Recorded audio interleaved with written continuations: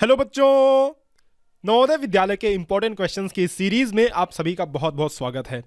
इस वीडियो में हम बात करने वाले हैं 15 ऐसे क्वेश्चंस की जो बहुत इंपॉर्टेंट आपके एग्जाम में आ सकते हैं। 15 इंपॉर्टेंट क्वेश्चंस हम सॉल्व करेंगे, जिसमें से 5 होंगे मैथ्स के क्वेश्चंस, 5 होंगे मेंटल एबिलिटी के क्वेश्चंस और 5 होंगे लैंग्वेज यानी इंग्लिश या हिंदी के पैसेज वाले क्वेश्चंस होंगे। 5 क्वेश्चंस बहुत इंपॉर्टेंट क्वेश्चन सॉल्व करने वाले हैं, तो आपसे रिक्वेस्ट करता हूं कि इस वीडियो के लास्ट तक बने रहना, बीच में वीडियो छोड़ के नहीं जाना।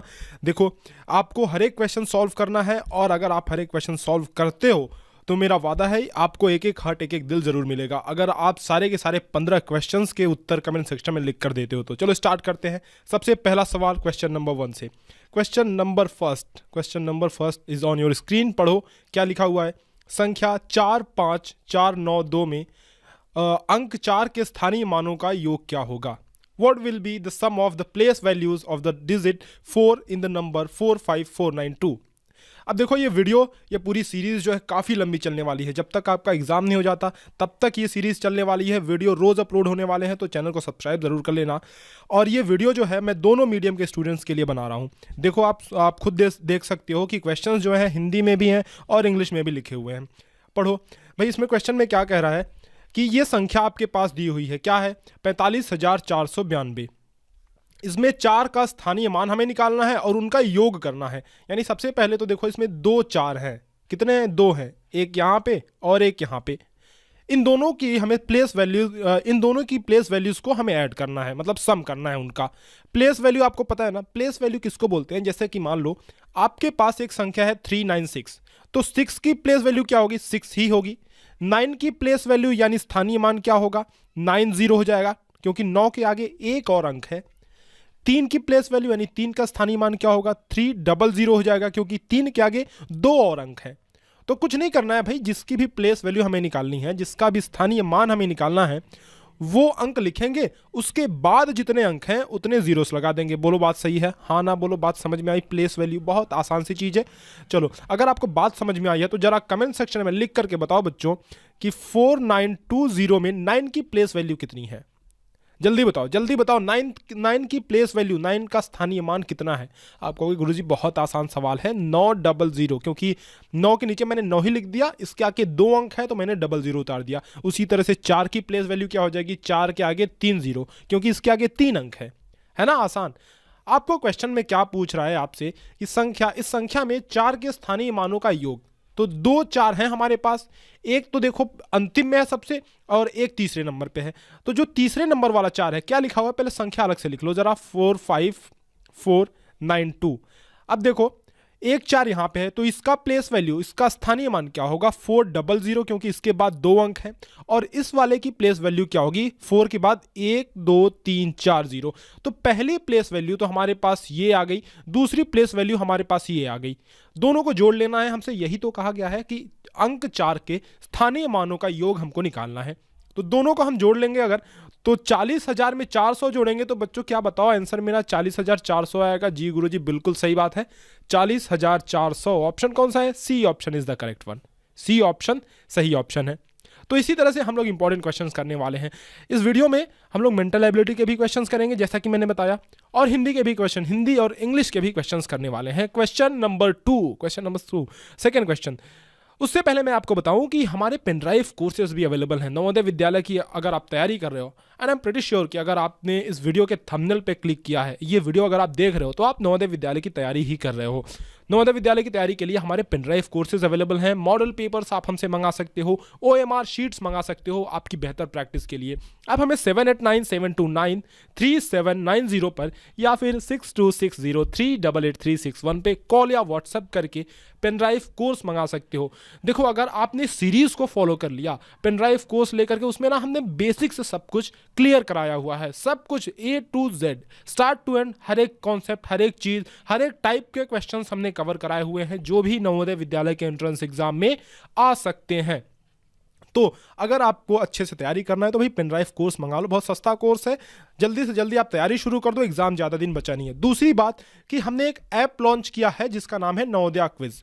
प्ले स्टोर पे आप सर्च करोगे नवोदया क्विज नाम से, तो पहले ही ये ऐप आपको ये देखने को मिलेगी, नवोदया क्विज नाम से ये ऐप है। इसमें ये एक तरह से आपके लिए सप्लीमेंट्री मटेरियल है, कोर्स के साथ अगर आप लेते हो तो बहुत बेनिफिशियल है, क्योंकि इसमें इतने सारे क्वेश्चंस भरे पड़े हुए हैं कि आप खेलते जाओ, प्रैक्टिस करते जाओ, इनका कोई और छोड़ नहीं है। और हम जो है डेली इसमें क्वेश्चंस अपलोड करते ही जा रहे हैं, सारे के सारे क्वेश्चन आप इस पर प्रैक्टिस कर सकते हो, अपने दोस्तों के साथ अपना स्कोर कार्ड शेयर कर सकते हो, या फिर आप अपनी रैंकिंग देख सकते हो इसमें। तो मैं उम्मीद करूंगा कि आप ये डाउनलोड कर लो तुरंत के तुरंत ये ऐप नवोदया क्विज। वीडियो के बाद, जाहिर सी बात है अभी नहीं जाना है, वीडियो के बाद जो है, वीडियो देखने के बाद इसको डाउनलोड कर लेना, और डाउनलोड करने के बाद आप हमें 5 स्टार की रेटिंग जरूर दो, ताकि हम जो है ऐप को और ज़्यादा और अच्छा इंप्रूव कर पाएँ और भी क्वेश्चन आपके लिए इसमें लेकर आएँ। चलो अगले सवाल पे चलते हैं। अगला सवाल है हमारा मानसिक योग्यता यानी मेंटल एबिलिटी से। ये हमारा सवाल है मानसिक योग्यता, मेंटल एबिलिटी। आप सभी जानते हो बच्चों कि 10 तरह के सवाल आते हैं मेंटल एबिलिटी में, जिसमें से ये एक तरह का, एक कैटेगरी का सवाल है छिपी हुई आकृति यानी एम्बेडेड फिगर का। क्या है ना कि आपके पास एक जो है क्वेश्चन फिगर है यानी समस्या आकृति है, आपके पास ABCD 4 ऑप्शंस हैं, सेलेक्ट करना है कि कौन से ऑप्शन में ये आकृति छिपी हुई है। तो सीधे सीधे आपको दिख रहा है, बताओ क्या इसमें ये आकृति इस तरह से छिपी हुई है? बताओ बच्चों, बोलो हाँ ना बोलो जल्दी, कमेंट सेक्शन में बताओ, क्या ऑप्शन बी में ये आकृति छिपी हुई है? हाँ जी सर, मुझे साफ साफ दिख रही है कि ऑप्शन बी में ये आकृति छिपी हुई है, so B option is the correct one.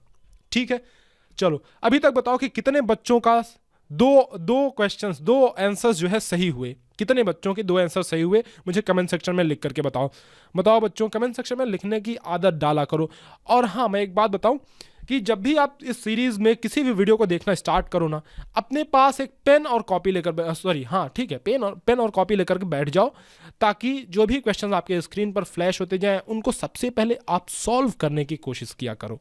अगर नहीं सॉल्व होता है उसके बाद ही सॉल्यूशन पे बढ़ा करो, ठीक है? इससे आपकी प्रैक्टिस बहुत अच्छी, बहुत बेहतर होगी। आगे चलते हैं अगले सवाल पे। अगला सवाल क्या कहता है, स्क्रीन को पॉज करके क्वेश्चन को पढ़ो, खुद लगाने का प्रयत्न करो, उसके बाद सॉल्यूशन देखना। संख्या 37,456 का 10,000 में निकटतम मान ज्ञात कीजिए। ध्यान रखना, ये टर्म बहुत इंपॉर्टेंट है, 10,000 में निकटतम मान ज्ञात करना है। निकटतम मान ज्ञात करना, लेकिन कहां तक? 10,000 में। जरा इंग्लिश में पढ़ो तो, find the nearest value of the number 37456 to the nearest 10,000। Nearest 10,000 का है, ध्यान देना बच्चों, यहां कंफ्यूज मत होना, नियरेस्ट 10,000 का है। जरा एक एग्जांपल से मैं स्टार्ट करता हूं, एक एग्जांपल से मैं आपको समझाता हूं।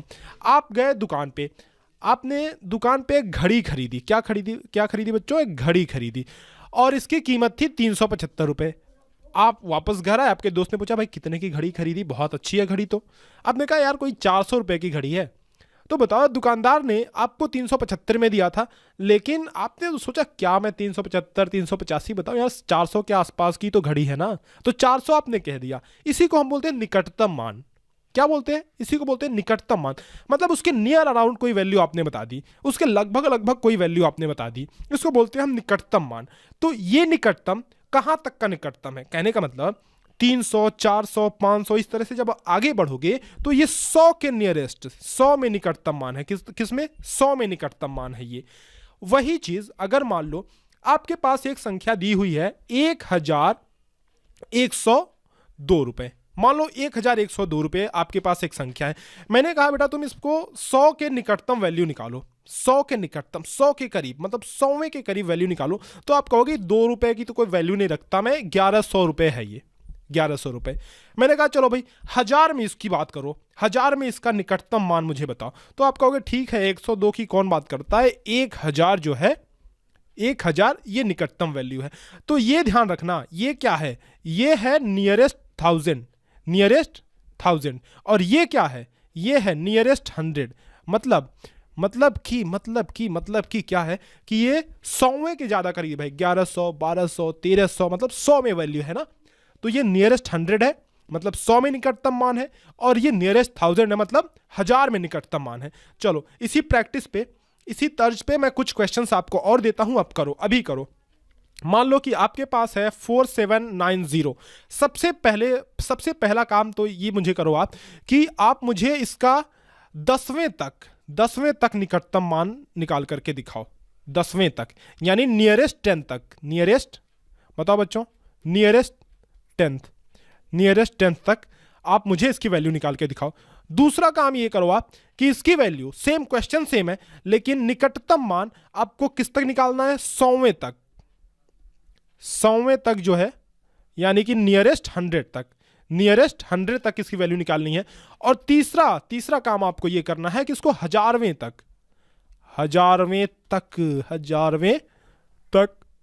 यानी कि आपको नियरेस्ट 1000 तक इसकी वैल्यू निकालनी है।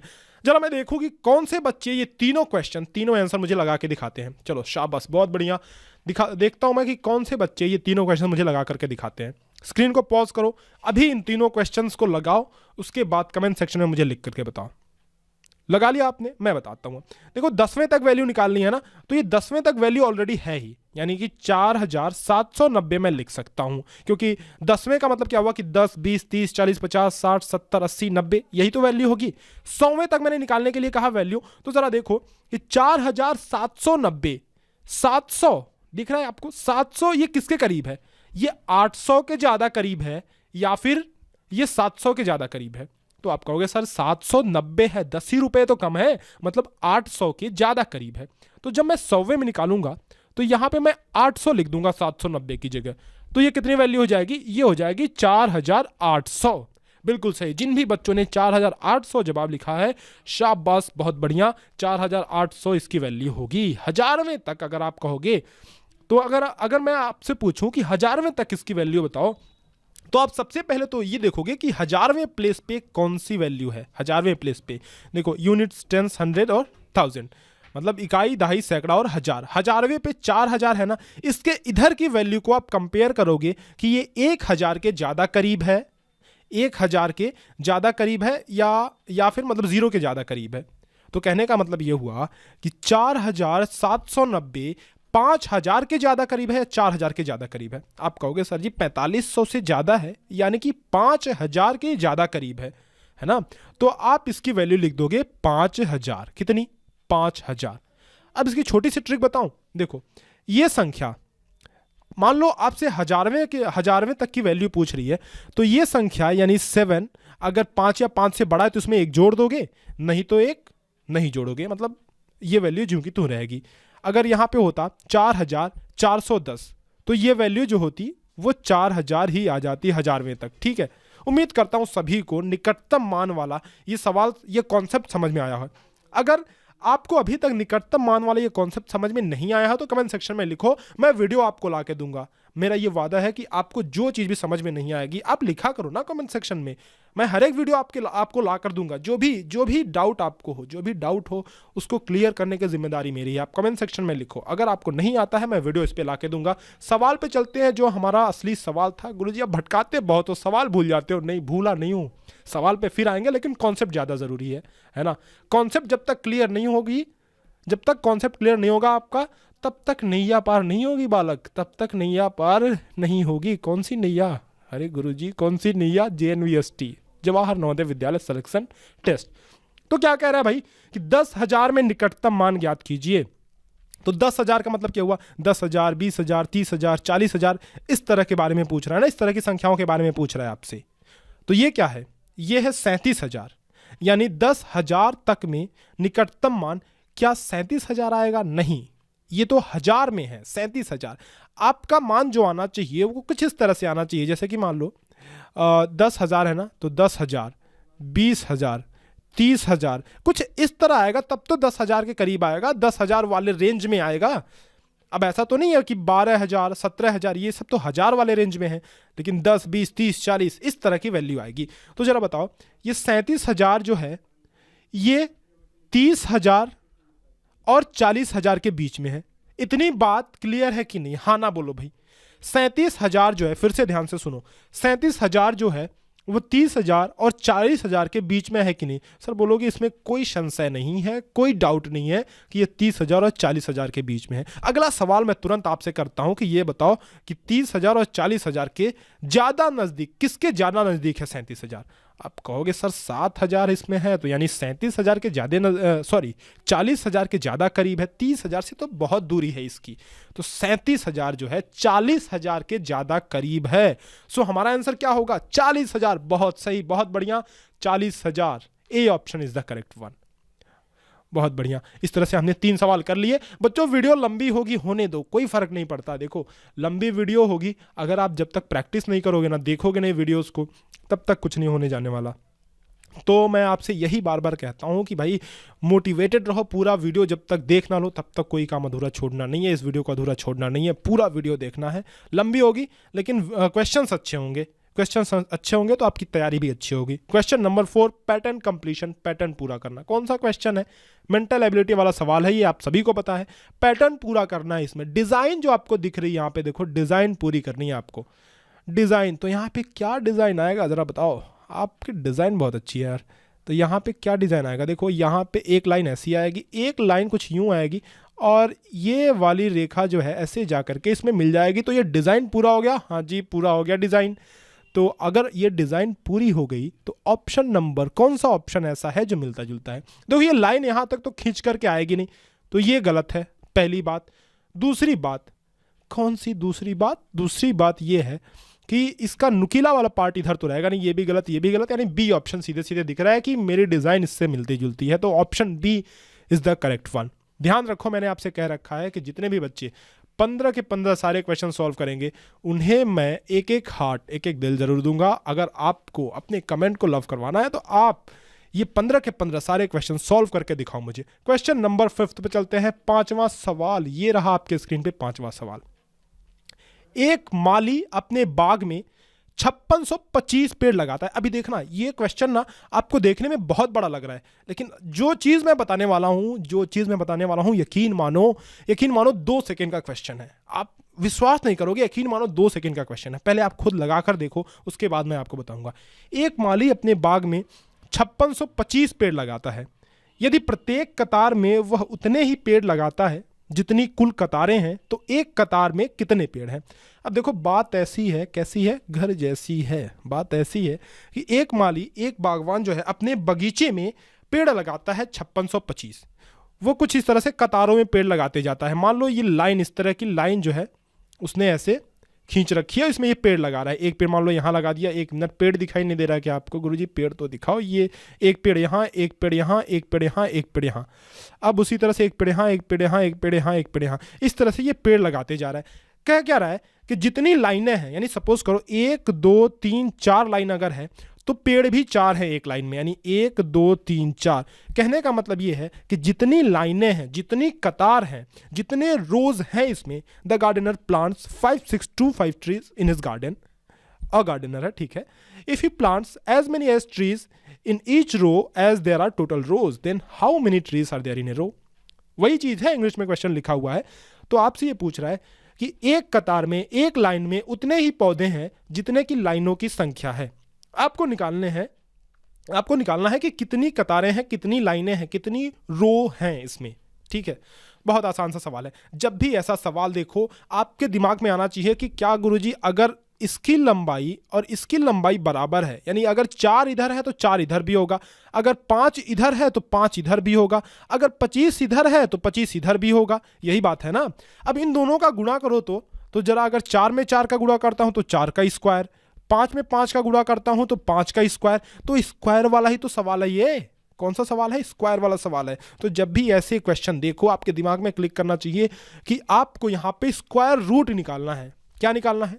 स्क्वायर रूट निकालना है, यानी वर्गमूल आपको निकालना है। अब 5625 का वर्गमूल निकालना तो मैं सिखा दूंगा, अलग बात है, लेकिन जरा ऑप्शंस पे पहले गौर करो। 73, 78, 77, 75। क्या आपको देखकर ऐसा नहीं लगता है कि कोई ऑप्शन इसमें से ऐसा है जिसका वर्ग, यानी जिसका स्क्वायर ये हो सकता है? जरा बताओ, अगर आप 73 का स्क्वायर करोगे, क्या करोगे? 73 का स्क्वायर, तो इसके इकाई के स्थान में कभी 5 आएगा? कभी नहीं आएगा, स्क्वायर करके मर जाओगे, कभी नहीं आएगा। क्यों नहीं आएगा? क्योंकि यहाँ पे 3 है, 3 का स्क्वायर 9 होता है। तो इकाई के स्थान पे यूनिट प्लेस पे कभी 5 आ ही नहीं सकता। 78 का स्क्वायर करोगे तो क्या कभी यूनिट प्लेस पे 5 आएगा? नहीं आएगा। 77 का स्क्वायर करोगे तो 7 का स्क्वायर यहाँ पे जब करोगे तो यूनिट प्लेस पे कभी 5 आएगा? नहीं आएगा। 75 का स्क्वायर के बारे में क्या ख्याल है? 75 के स्क्वायर जब करोगे तो 75 इंटू 75 यानी 5 इंटू 5, इकाई के स्थान पे क्या है? 5 इंटू 5। तो इसका जो उत्तर आएगा, यानी इकाई के स्थान पे जो अंक आएगा, 5 पचे 25 हो रहा है, यानी इकाई के स्थान पे तो 5 आना तय है। बोलो ये बात समझ में आ रही है? हाँ ना बोलो जी। 5 आएगा, बोलो बात समझ में आ रही है क्या? ये 5 आएगा यूनिट प्लेस पे। तो क्या मैं ऑप्शन से ये कह सकता हूं कि 75 मेरा आंसर होगा? क्योंकि बाकी तीनों ऑप्शंस जो हैं वो तो सारे के सारे निकम्मे हैं। क्यों निकम्मे हैं? क्योंकि यूनिट प्लेस पे इनके ऐसी संख्या रख दी गई है कि कभी 5 आएगा नहीं यूनिट प्लेस पे। देखो तो कभी नहीं 5 आएगा। तो ऐसे ऑप्शन दिए जाते हैं। आपका कैलकुलेशन एग्जाम चेक करने के लिए चेक करता ही नहीं है।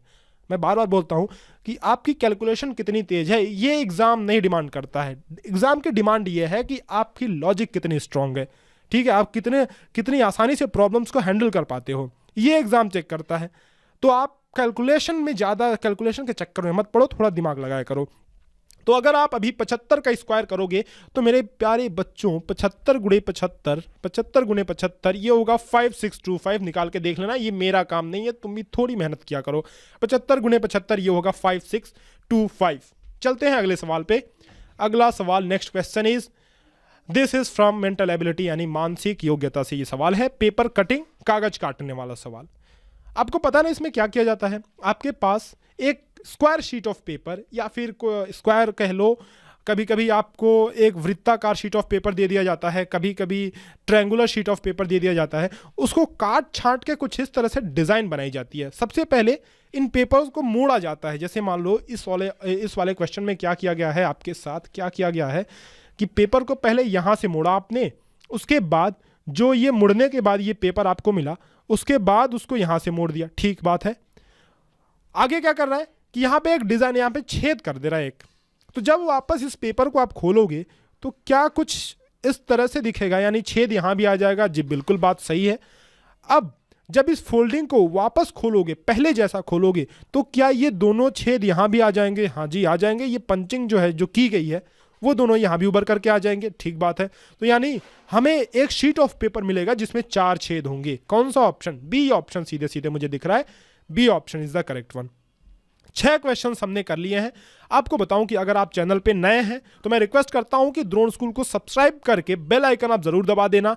इससे क्या होगा कि मैं इस वीडियो को, इस सीरीज में जितने भी वीडियोस अपलोड करूंगा या इस चैनल पर जितने भी वीडियोस अपलोड करूंगा, चाहे वो इन्फॉर्मेटिव वीडियोस हों, चाहे वो इंपॉर्टेंट क्वेश्चंस वाले वीडियो हों, चाहे वो मॉडल पेपर के वीडियो हों, सारे के सारे नोटिफिकेशन आप तक जाएंगे। अगर आपने ऑल पे क्लिक किया है तो ऑल पे क्लिक जरूर कर देना। आगे चलते हैं अगले सवाल पे। अगले सवाल पे क्वेश्चन नंबर 7, 7वां सवाल क्या कहता भाई? 7वां सवाल देखो, हमने समझ लो कि आधी लड़ाई पार कर लिया, क्योंकि हम जो है 7वें सवाल पे पहुंच चुके हैं। यानी अब आधी लड़ाई के बॉर्डर पे हैं। 7वां सवाल करने के बाद 8वें पहुंच जाएंगे और उसके बाद लगभग आधी चीज़ खत्म हो गई।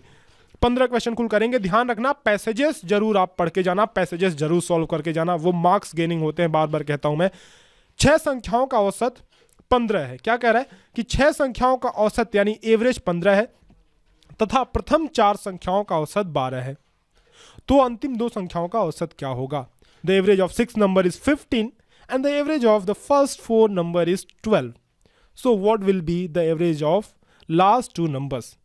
अब देखो, आपके पास 15 संख्याएं हैं ना कुल मिला के। आपको नहीं पता कौन कौन सी संख्याएं हैं, ऐसी कुछ 15 संख्याएं। मान लो ये डिब्बे डिब्बे डिब्बे डिब्बे इस तरह से रखे हुए हैं, 15 डिब्बे हैं आपके पास, 15 संख्याएं हैं।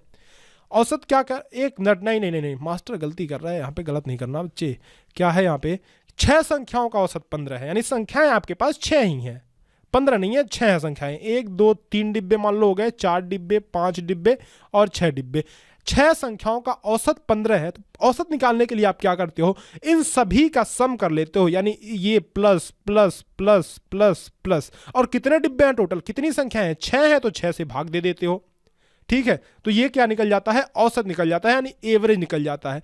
तो गुरुजी मुझे यहाँ से लग रहा है थोड़ा थोड़ा कि एवरेज का फॉर्मूला कुछ ऐसा होना चाहिए, कैसा होना चाहिए, एवरेज का फॉर्मूला जो होगा यानी औसत का फॉर्मूला, एवरेज यानी कि औसत का जो फॉर्मूला होगा वो होना चाहिए औसत बराबर सम बटे नंबर मान लो, मतलब यानी कि योग बटे संख्या, योग का मतलब क्या हुआ कि जितनी भी संख्याएं हैं उन सब का तुम योग कर लो और संख्याओं की संख्या कितनी है, मतलब डिब्बे कितने हैं, कितनी संख्याएं हैं उनको नीचे रख दो, तो योग बटे संख्या।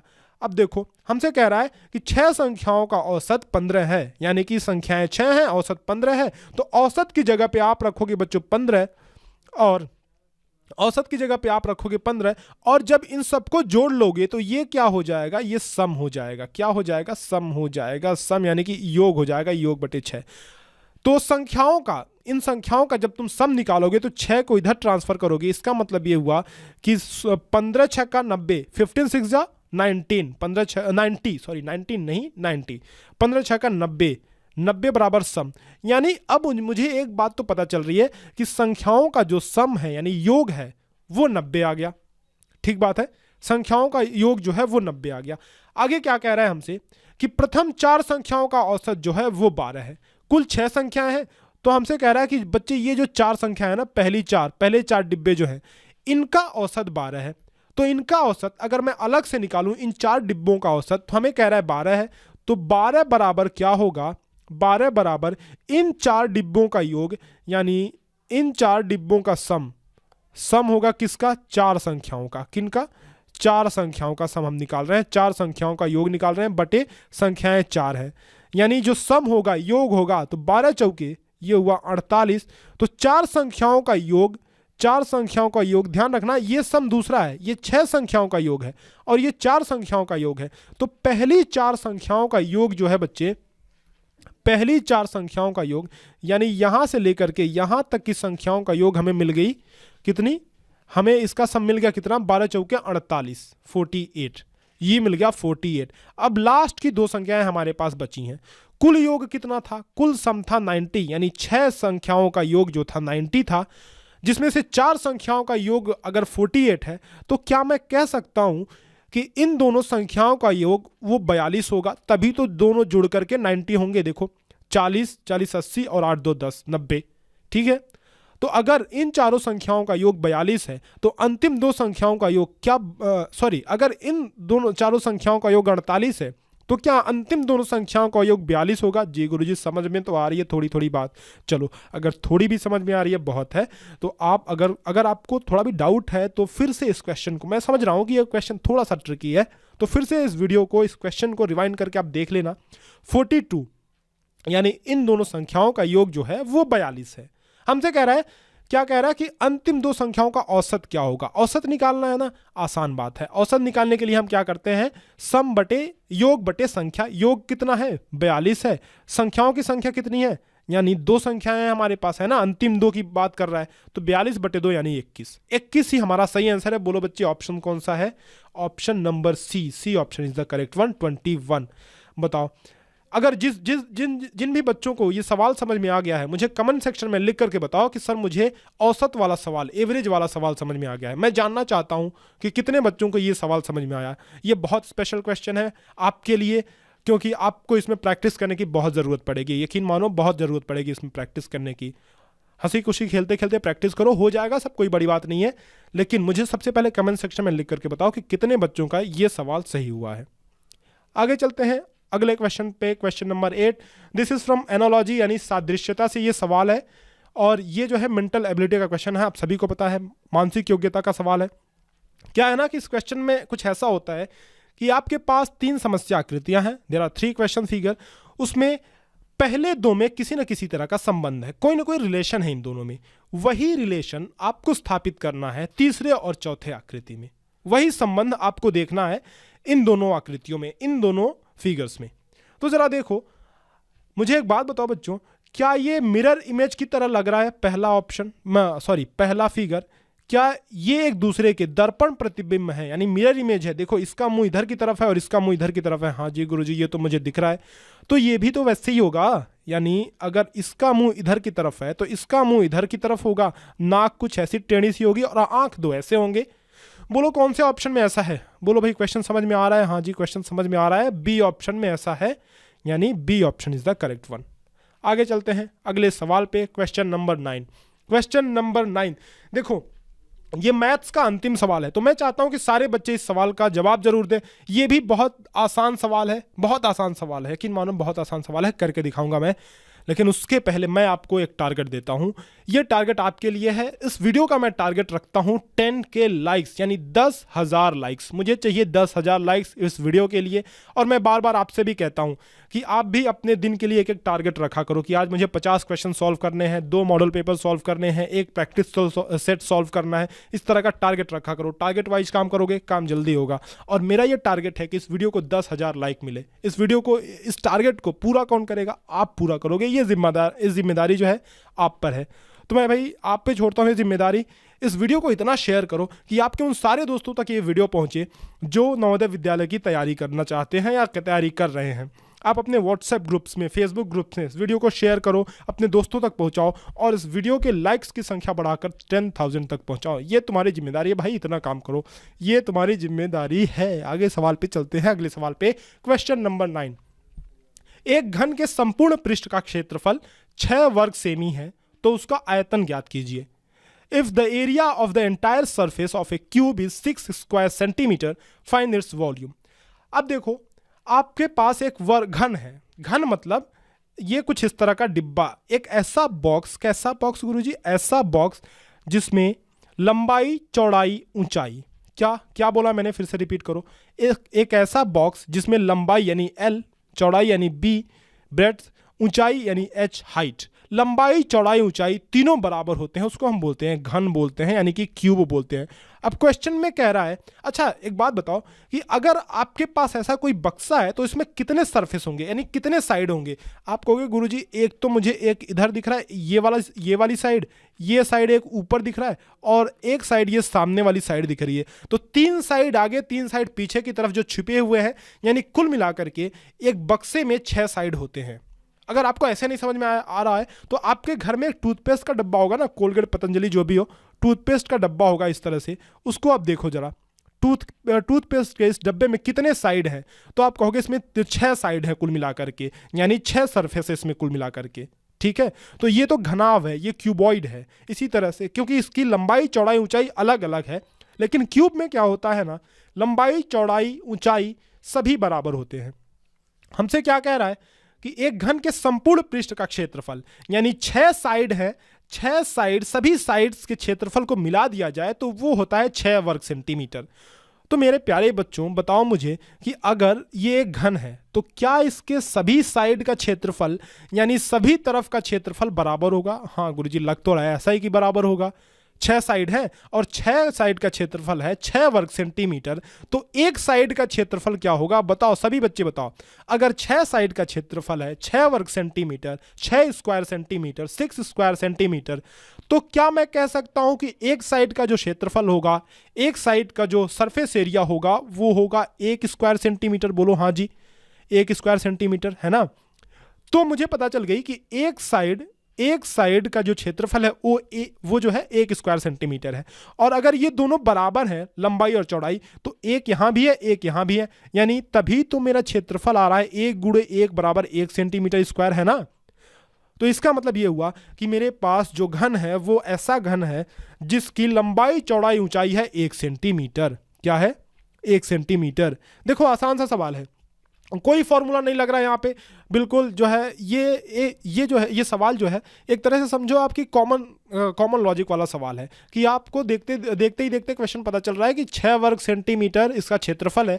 इसका मतलब 6 साइड है, तो एक साइड जो है 1 स्क्वायर सेंटीमीटर का है, एक साइड 1 स्क्वायर सेंटीमीटर का है। तो अगर एक साइड बच्चे 1 स्क्वायर सेंटीमीटर का है, तो मुझे बताओ कि क्या इसकी लंबाई और चौड़ाई दोनों 1 सेंटीमीटर होगी? हाँ, क्यों होगी? क्योंकि ये एक स्क्वायर बन जा रहा है, ये जो मैंने एक साइड निकाला, और इनमें लंबाई चौड़ाई तो बराबर होती है, 1 centimetre square.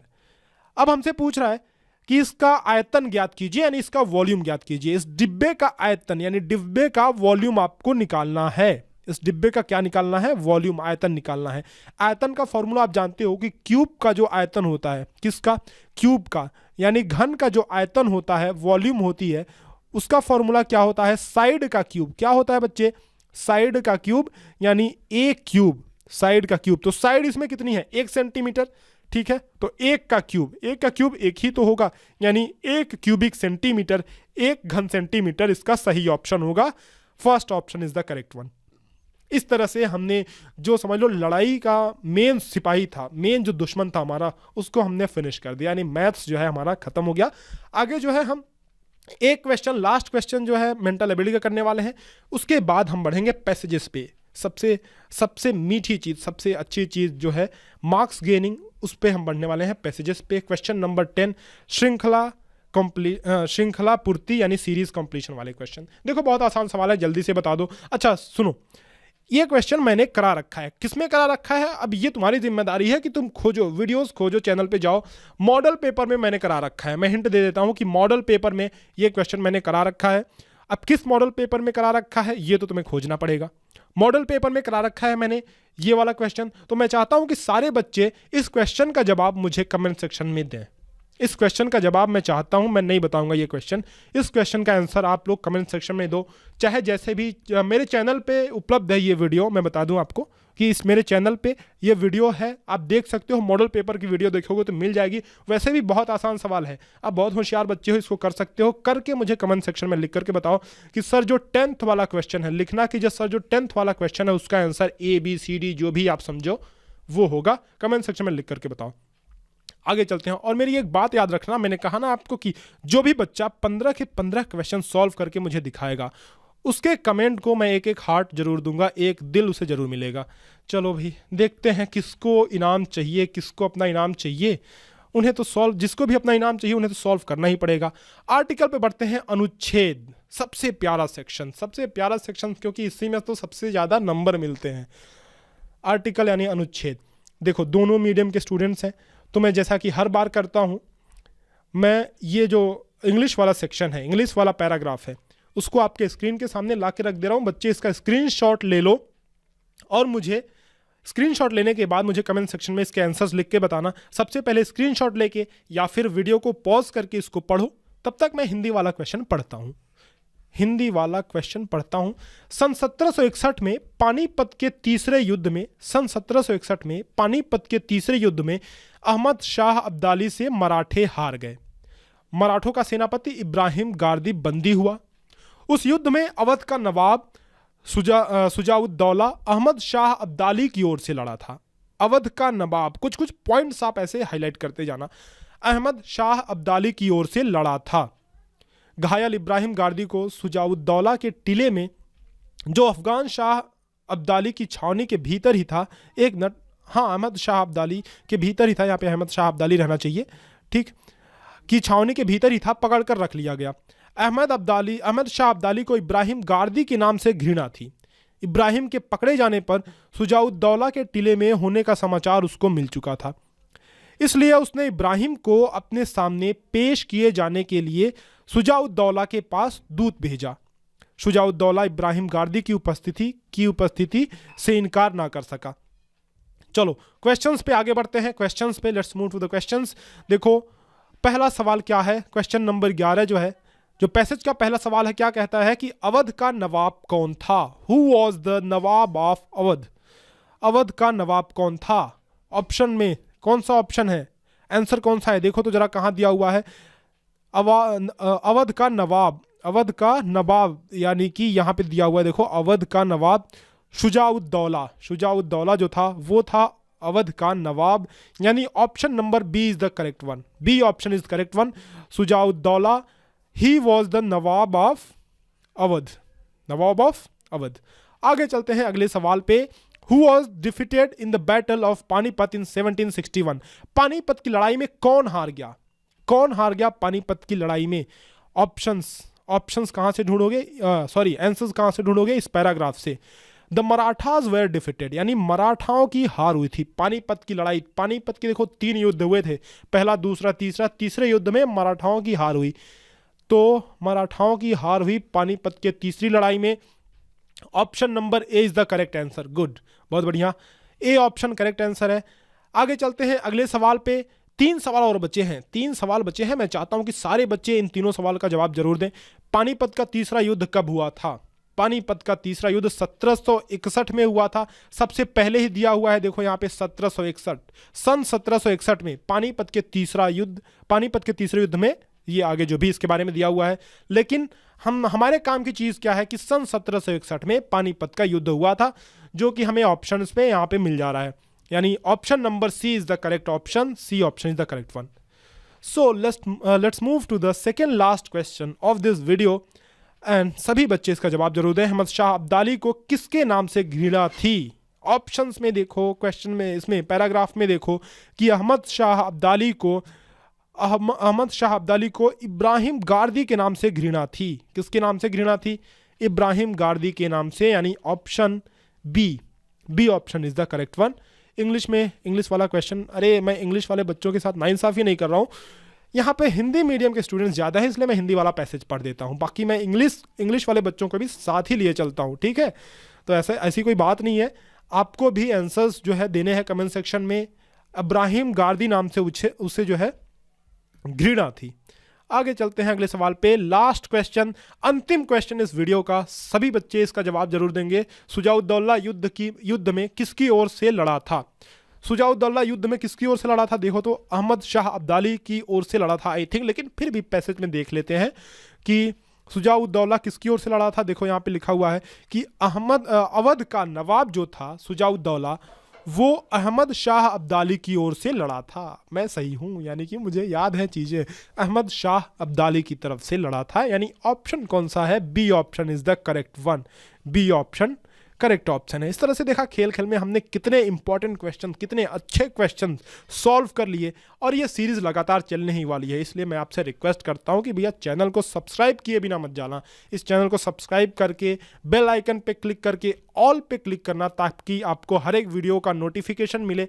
Navodaya quiz app download कर लेना, ताकि आपकी प्रैक्टिस हो सके नवोदय विद्यालय के लिए। और चलते चलते एक बार और मैं आपको बता दूं कि हमारे पेन ड्राइव कोर्सेज अवेलेबल हैं।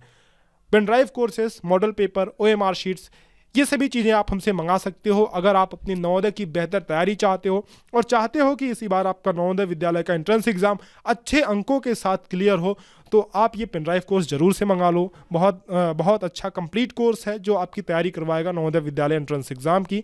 7897293790 या फिर 6260388361 पे कॉल या व्हाट्सएप करके आप हमसे ये कोर्स मंगा सकते हो। मॉडल पेपर्स या OMR शीट्स भी मंगा सकते हो। अगर आपको पेन ड्राइव कोर्स चाहिए तो पेन ड्राइव कोर्स लिख करके आप हमें व्हाट्सएप करो। मॉडल पेपर चाहिए तो मॉडल पेपर लिख करके व्हाट्सएप करो। OMR शीट चाहिए तो OMR शीट लिख करके व्हाट्सएप करो। चलो, उम्मीद करता हूं आप सभी बच्चों को सभी क्वेश्चन समझ में आए होंगे। अगर किसी को कोई भी क्वेश्चन में डाउट है, किसी भी सवाल में अगर कोई भी जरा सी भी रत्ती भर भी अगर आपको डाउट है, तो कमेंट सेक्शन में लिखो। मैं अगली वीडियो में कोशिश करूंगा कि उस टॉपिक पे वीडियो बनाऊं, अगर बहुत सारे बच्चों को किसी टॉपिक पे डाउट आता है तो। ठीक है, आपसे मिलते हैं अगले लेक्चर में कुछ नए सवालों के साथ, कुछ नए लेक्चर के साथ, कुछ नई चीज़ों के साथ। तब तक के लिए अलविदा, धन्यवाद।